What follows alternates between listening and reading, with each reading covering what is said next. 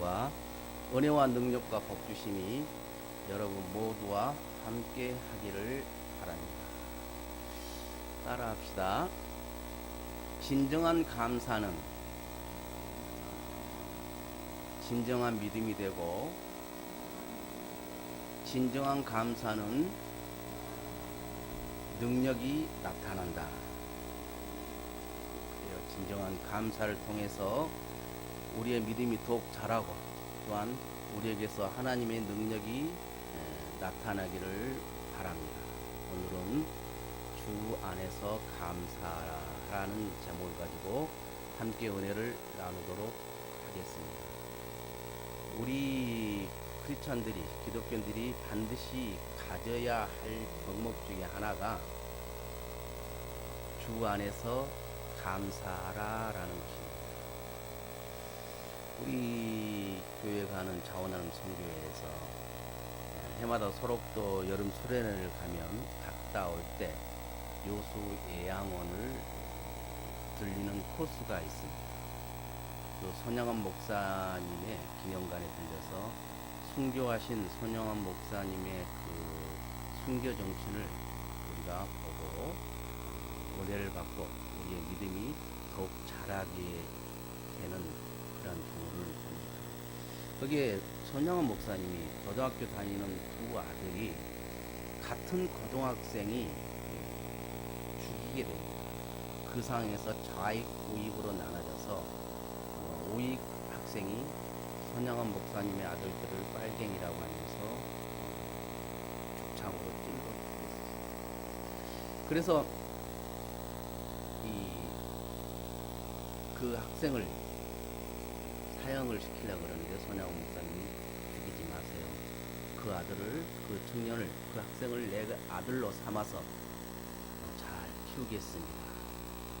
그러면서 그 청년을 용서해주고 실제로 자기 호적에도 올린 그런 사랑의 원잡한 손양원 목사님이시죠.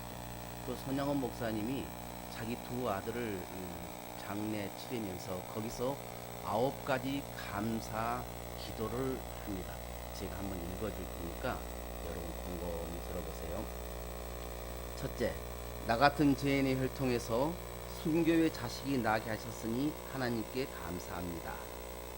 둘째, 허다한 많은 성도 중에서 어찌 이런 보배를 주셔서 하필 내게 맡겨주셨는지 주께 감사합니다. 셋째, 삼남 삼녀 중에서도 가장 아름다운 두 아들 장자와 차자를 바치게 된 나의 축복을 감사드립니다. 넷째, 또한 한 아들의 순교도 귀하다 하거든 하물며 두 아들의 순교라니요 감사합니다.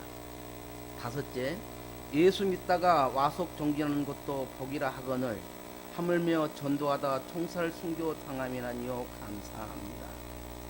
여섯째, 미국 가려고 준비하던 내 아들 미국보다 더 좋은 천국 갔으니 내 마음 안심되어 더욱 감사합니다. 일곱 번째, 나의 두 아들을 총살하는 원수를 해결시켜 내 아들 삼고자 하는 사랑하는 마음 주신 하나님께 감사합니다. 여덟 번째, 내 두 아들의 순교 열매로 말미암아 무수한 천국의 아들들이 생길 것이 믿어지니 우리 아버지 하나님께 감사합니다. 아홉 번째, 이 같은 역경 속에서도 하나님의 사랑을 깨닫게 하시고 이길 수 있는 믿음을 주신 하나님께 감사합니다. 이것이 손양원 목사님이 두 아들을 장례 치르면서 하나님께 했던 9가지 기도입니다. 제가 죽창으로 두 아들을 죽였다 했는데 총살을 시킨 걸로 그렇게 정정을 합니다. 어쨌든 간에 그 총살 시켰던 우익 그 학생을 자기 아들 삼아서 그렇게 잘 양육해서 나중에 그 아들이 신학까지 해요. 신학까지 하다가 결국 중도에 포기를 하고 폐인처럼 그렇게 되었다고 이제 뒤에 이야기를 들어보면 그렇게 말을 합니다. 어쨌든 간에 손양원 목사님은 모든 삶을 통해서 감사로 기결이 되었었어요. 우리들의 삶이 때로는 힘들고 어렵다 할지라도 그 안에서 감사를 찾을 수 있으면 그것은 진정한 믿음의 사람의 행동입니다. 우리는 어떤 나에게 유익이 올 때 그럴 때만 하나님 감사합니다 막 자랑하면서 그렇게 하잖아요. 그러나 정말 어렵고 힘든 그런 상황에서 절망에 빠져서 이게 세상 사람들이 그냥 다 인정할 만큼 어렵고 힘든 그런 상황 속에서도 감사를 찾고 하나님께 감사를 드리는 그 모습이 진정한 믿음의 사람들의 모습이 아닐까 생각합니다. 올 한 해를 이제 서서히 정리해갈 그럴 때가 되었어요. 그러면 올 한 해를 돌이켜보면서 좋은 일도 있었을 것이고 힘든 일도 있었을 것입니다. 과연 우리는 얼마나 감사하며 하나님께 영광을 드렸는지 스스로 질문을 해볼 필요가 있습니다. 그래서 내가 감사가 부족했었다 하면 이제부터라도 감사하는 삶을 내가 살리라. 정말 저 엔수 같은 사람이지만 그래도 내가 사랑하면서 살다 보니 이렇게 좋은 날도 하나님께 주시구나.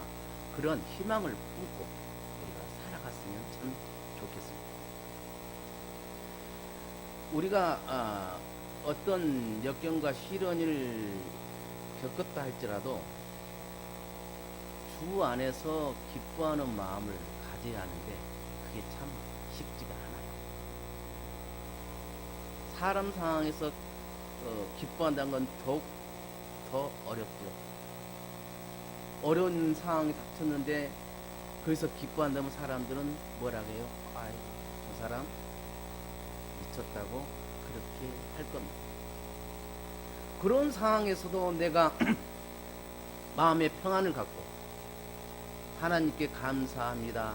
하나님 은혜로 지금까지 살아왔었고 또한 이 과정이 비록 고난이지만 고난이 내게 유익이라 장차 올 나의 영광과 좋게 비교할 수 없으리라고 하는 하나님의 말씀처럼 지금 나의 삶은 힘들고 어렵지만 하나님께서 예배해 놓으신 그것을 우리가 누릴 수 있음에 미리 감사합니다 하는 그런 감사하는 마음을 우리 모두가 가졌으면 좋겠어요. 그래서 진정한 감사가 진정한 믿음이 됩니다. 그래서 진정한 감사를 계속 행할 때에 우리에게서 하나님의 능력이 나타나는 겁니다. 어떻게 저 사람이 저렇게 될 수 있었지?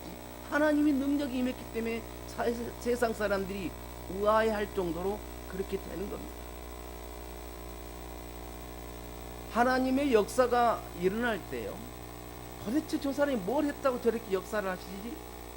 라고 반문을 하지만 그 안에 깊이 들어가 보면 그 당사자와 하나님과 관계에는 정말 친밀한 관계로 살아왔음을 알 수가 있습니다.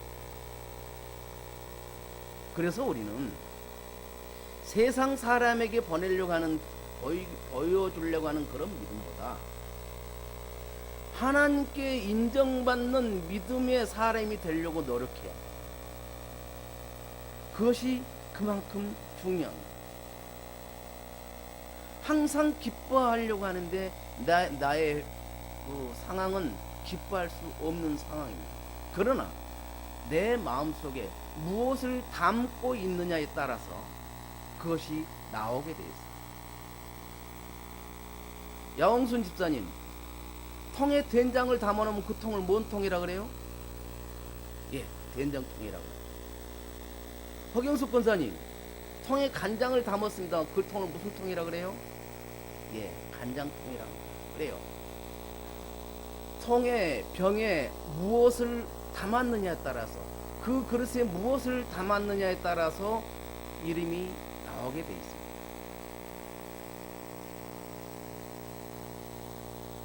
어떤 통에 보석을 담아놨어. 보석을 담았는데 쓰레기가 들어가고 찌꺼기가 들어가고 막 했어도 그 통은 보석통입니다. 보석함입니다. 쓰레기를 치우고 이물질을 제거하면 휘황찬란한 보석이 드러나는 거예요. 우리 마음속에 하나님이 주시는 기쁨을 품고 살아간다면,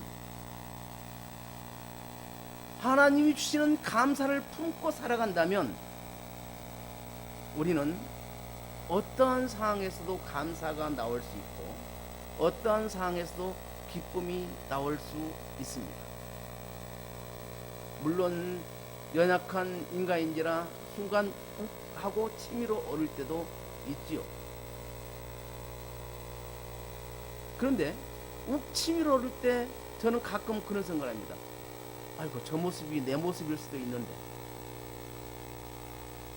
저 모습이 내 모습일 수도 있는데 내가 욱 치밀어 올랐구나. 우리말에 역지사지란 말이 입장 바꿔 생각해보라. 주보에 보면 예수님이라면 이 상황에서 어떻게 하셨을까라고 생각하자고 그런 내용을 제가 올려놨어요. 살다 보면 정말 감사가 나오지 않을 상황, 즐거움이, 기쁨이 나오지 않을 상황이지만 그 상황에서 예수님이라면 이때 어떻게 하셨을까라고 반문을 해보면 내 마음에 평안이 임할 것이고 감사가 나오게 될 것입니다. 우리가 살다 보면 염려, 근심, 걱정하고 있는데 그때 전혀 일어나지 않은 일 가지고 걱정을 하고 근심을 해요. 보니까 한 5가지 정도 되더라고요. 지난 일 때문에 우리가 근심 걱정을 많이 합니다. 이미 지나간 일 가지고 근심 걱정을 하는 거예요. 어르신들이 이 술 한잔 하시면 한잔 할 때는 괜찮은데 2잔, 3잔 들어가면 어디 지나간 일 갖고 신세 타령을 합니다. 한 이야기 또 하고 한 이야기 또 하고 신세 타령을. 우리는 지나간 일 가지고 염려, 근심, 걱정할 필요가 없습니다. 이미 지나간 일입니다. 그 지나간 일이 다시 돌아올 일은 아니기 때문에 그렇습니다. 두 번째, 우리는 미래에 될 일 가지고 근심 걱정을 합니다. 여기서 미래에 될 일이라고 어떤 우리가 말하는 꿈과 비전이 아니라 그냥 막연하게 전쟁이 일어나면 어떠지? 지금 전염병이 코로나가 지금 유행하는데 내가 걸려서 당장 죽으면 내 자식들은 어떻게 되지? 내 이 모든 건 어떻게 되지? 일어나지 않은 일 갖고 근심 걱정을 하게 됩니다. 물론 준비할 필요는 있습니다. 준비할 필요는 있는데 그거 가지고 근심 걱정해서 내 할 일을 못하는 거예요. 그러면 안 되는 거예요. 그 다음에 이제 세 번째로 자신의 계획대로 뜻대로 되지 않는다고 염려, 근심, 걱정을. 이 교회 안에서 보면 서로 의견이 다를 때가 있습니다. 서로 의견이 다르면 이쪽 의견이 채택되어서 하는데 내 의견이 채택되지 않았다고 내가 이제 막 부글 끓고 근심 걱정하며 속 그럴 필요는 전혀 없습니다. 어떤 의견이 있을 때 그 의견이 반영됐다면 그만큼 그 의견이 좋다는 것이죠. 더 교회에, 하나님께 더 유익하기 때문에 그 의견이 채택된 것이죠. 우리가 살다 보면 기도할 때 밉다고 저 사람 다리 좀 부러졌으면 좋겠다 라고 기도를 한다고 생각합시다. 그럼 어떻게 돼요? 이 세상에 다 다리 부러졌을 거예요. 왜? 상대방도 내가 밉다고 다리 부러져라고 기도할 거 아닙니까?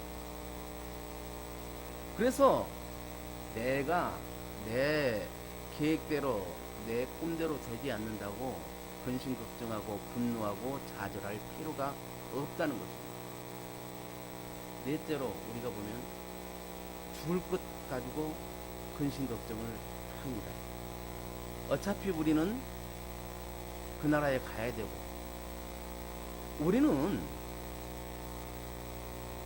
우리 크리스찬은요 죽는 것이 아닙니다. 영적으로 보면 우리는 자고 있는 거예요. 자고 있다가 깨었을 때 그 나라에 가는 거거든요. 그래서 우리가 영적으로 자고 있는데 육신적으로는 장례 치르고 울고불고 다 하는 거예요. 그래서 성경에는 죽었다는 표현을 보다 잔다라고 표현을 합니다. 분명히 사람 눈에는 죽었는데 우리 예수님은 잔다고 합니다. 분명히 그 소녀가 죽었는데 우리 예수님은 아니다, 잔다. 달리다굼 소녀야 일어나라. 그 소녀가 일어난 줄로 믿습니다. 다섯 번째로 남의 일을 간섭하느라고 근심 걱정하는 사람이 많습니다. 우리 살다 보면 분명히 그런 사람이 있어요. 내 일도 아닌데 남의 일 갖고 근심 걱정하면서 막 그렇게 하는 분들이 분명히 있습니다. 내 일은 덜하면서 남의 일에 그렇게 관심이 많아요. 그래서 남의 근심 걱정을 내가 다 짊어지고 갑니다. 이처럼 우리는 나와 상관없는 것에서 염려, 근심, 걱정을 많이 하고 있습니다. 염려, 근심, 걱정하는 것 중에 90%가 그런 거라고 합니다. 혹시 나는 어떤 염려, 근심, 걱정을 하고 있었는가?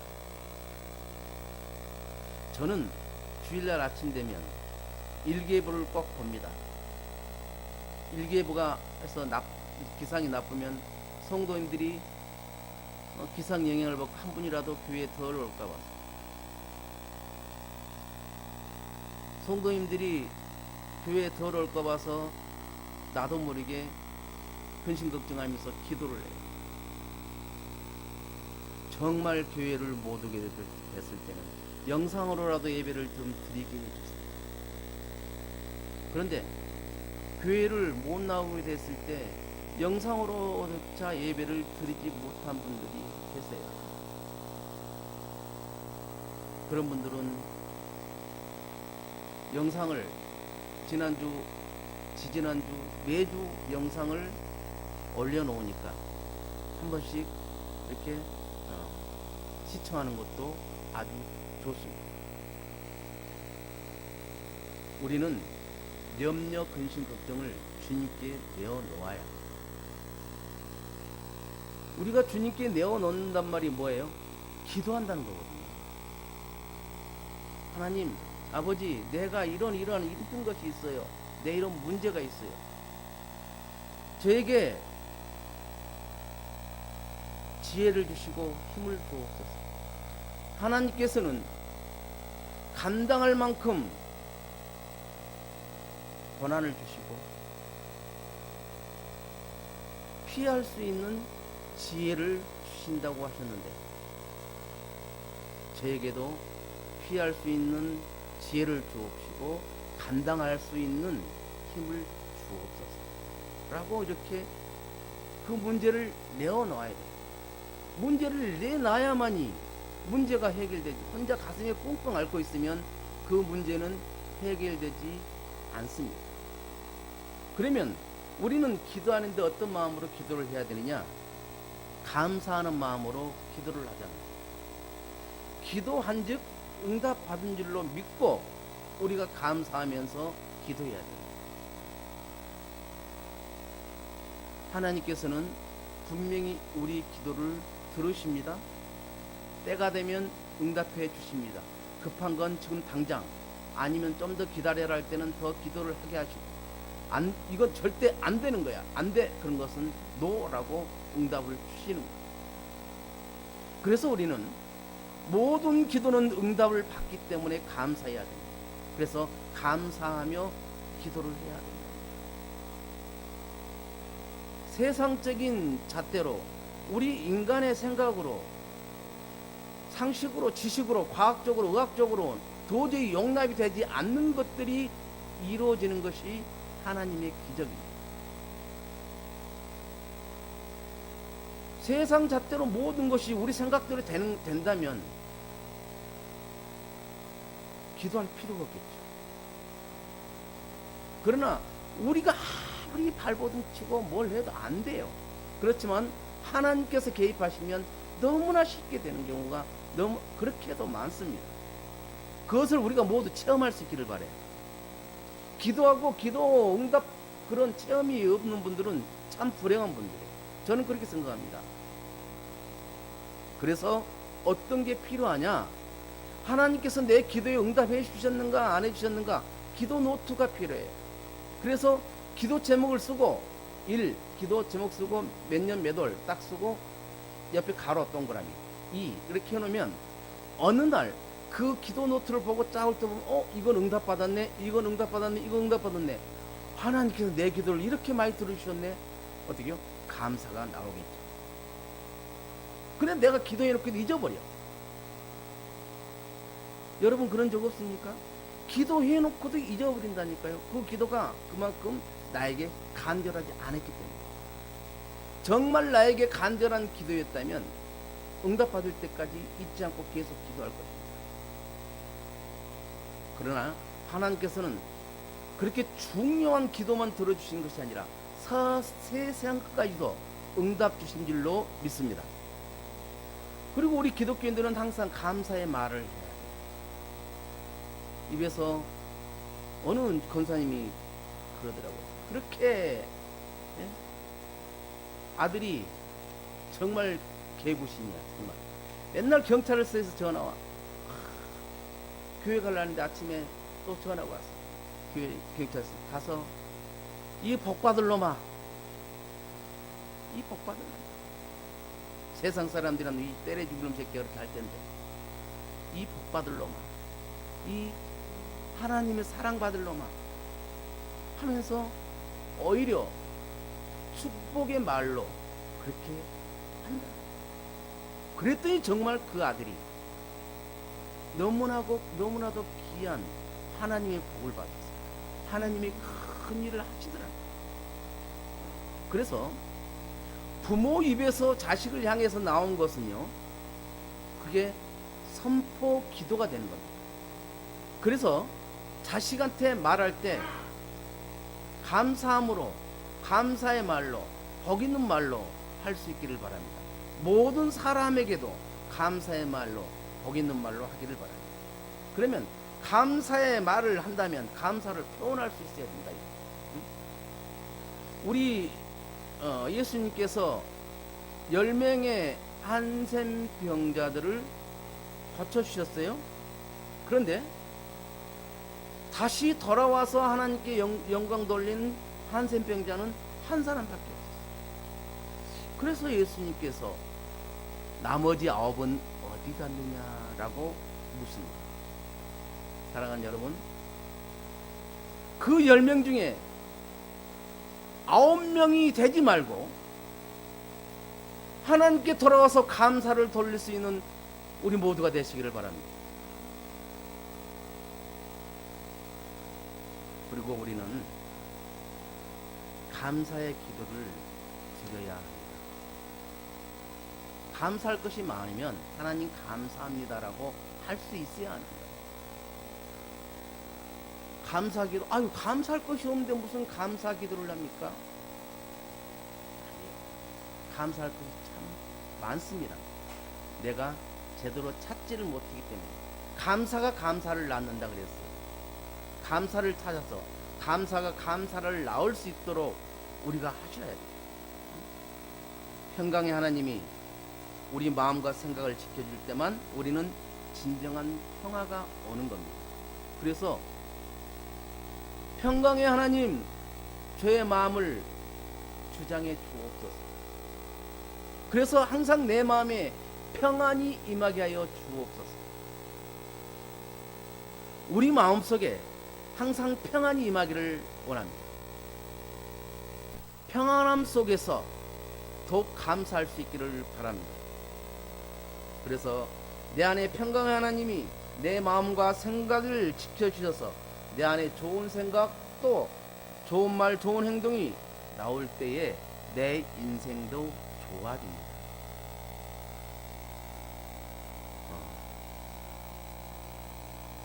이규환 목사님이 그런 말씀을 자주 하세요. 인상이 펴져야 인생도 펴진다. 그 말이 참 일리가 있어요. 우리 인상들이 모두 펴지기를 바랍니다. 밝은 얼굴, 희망찬 얼굴, 웃는 얼굴, 감사의 얼굴들이 되시기를 바랍니다. 우리 마음이 무겁고 힘들 때가 분명히 있습니다. 그럴 때도 감사할 수 있기를 바랍니다. 분명히 감사할 때에 진정한 감사를 하나님께서 주시는 겁니다. 감사할 것이 없지만 그 안에서 감사를 할 때 진정한 감사거리를 하나님께서 주시는 겁니다. 그래서 우리 모두가 감사하는 또 기쁘고 즐겁게 살아가는 우리 모두가 되시기를 주님의 이름으로 축원을 드립니다. 기도합니다. 하나님 아버지 감사합니다. 우리가 살다 보면 어렵고 힘든 일들이 참으로 많습니다. 아무리 어렵고 힘든 일이 많다고 할지라도 우리는 항상 감사의 말을 하게 하여 주옵소서. 감사의 행동을 하게 하여 주옵소서. 감사의 기도를 하게 하여 주옵소서. 그리고 주 안에서 기뻐하는 삶을 살아가게 하여 주옵소서. 이 모든 은혜와 능력과 복이 우리 모두에게 임하게 하여 주옵소서. 예수님의 이름으로 축복하며 기도하옵나이다. 아멘.